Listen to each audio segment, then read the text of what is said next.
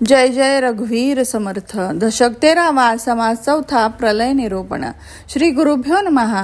पृथ्वी आणि पंचमहाभूते ही सर्व कल्पांतांच्या वेळी नाश पावतात. याविषयी संपूर्णपणे शास्त्रात सांगितले आहे ते असे: 100 वर्षे पाऊस पडत नाही, त्या योगे जग जळून भस्मसात होते. भूतलावर पर्वता एवढ्या भेगा पडतात, तेव्हा वारा कलेने होरपळणाऱ्या सूर्यकिरणापासून ज्वाला बाहेर पडू लागतात. अशी 100 वर्ष होताच सर्व जग जळून जाते. त्या विषम वेळेत संपूर्ण पृथ्वी लाल भडक होऊन तिची झळ शेषाला लागली की तो जळल्यामुळे विष ओकू लागतो आणि त्या विष ज्वाळेमुळे सर्व पाताळ जळून जाते. अशा प्रकारे एकत्रपणे सर्व मिळून महाअग्नीने पाताळ लोक जळून भस्म होतात. तेव्हा महाभूत खवळतात व सर्वत्र प्रलय वायू प्रलयाग्नी वाढतात.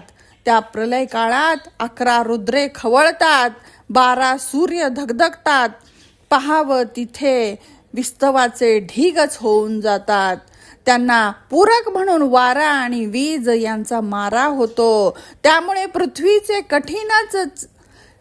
कठीणत्व 4 दिशांना पसरून त्या पृथ्वीचा चुरा होऊन जातो. तेव्हा मेरू पर्वताची काय मात, तो कोणाचे रक्षण करू शकणार? चंद्र, सूर्य, तारे सर्वांचा गोळा होऊन जातो. अशा तऱ्हेने पृथ्वी आपल्या कठीणत्वाचा त्याग करून धगधगीत होऊन जळू लागते. त्या योगे ब्रह्मांडाची भट्टीच एकदम जळून गेली. वर नमूद केल्याप्रमाणे जग जळून भस्मसात झाल्यावर अतिवृष्टी झाली.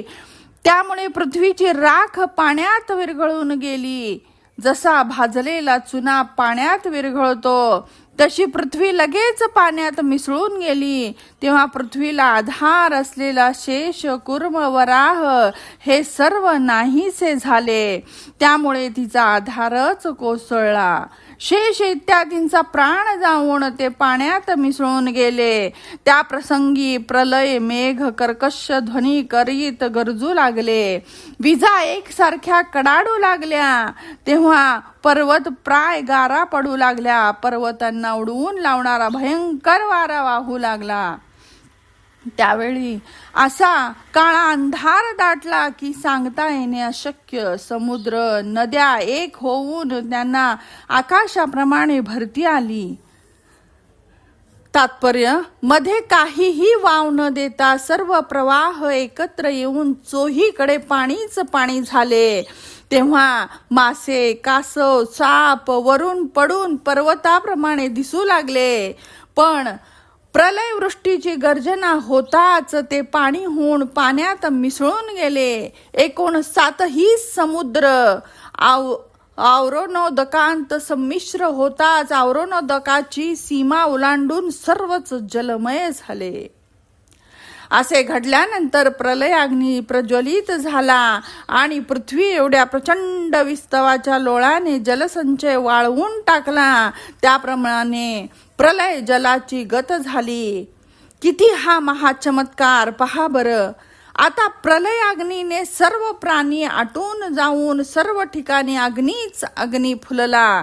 पण पुढे प्रलय वाताने या महाअग्नीस झाकून टाकले आणि धोतराच्या सोग्याने वारा घातल्यावर ज्याप्रमाणे दिवा मालवतो त्याप्रमाणे प्रलयाग्नी विझून गेला.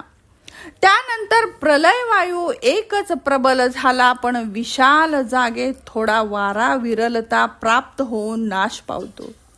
या न्यायाने प्रलय वायू ही निवळून गेला. अशा तऱ्हेने पंचमहाभूतांची गडबड संपली. पंचमहाभूते नाश पावल्यानंतर त्रिगुण, अंतरात्मा, मूळ माया आद्यादी सर्व विस्मरणाने नाश पावतात. तेथे काही उरायला वावच नाही. अशा प्रलयाच्या अद्भुत घटनेने जग नाहीसे होऊन जड चंचल नाश पावल्यानंतरही शाश्वत परब्रह्म मात्र शिल्लक राहिले. इति श्रीदासबोधे गुरुशिष्य संवादे त्रयोदशे दशके प्रलय निरूपणं नाम चतुर्थः समासः समाप्तः। जय जय रघुवीर समर्थ।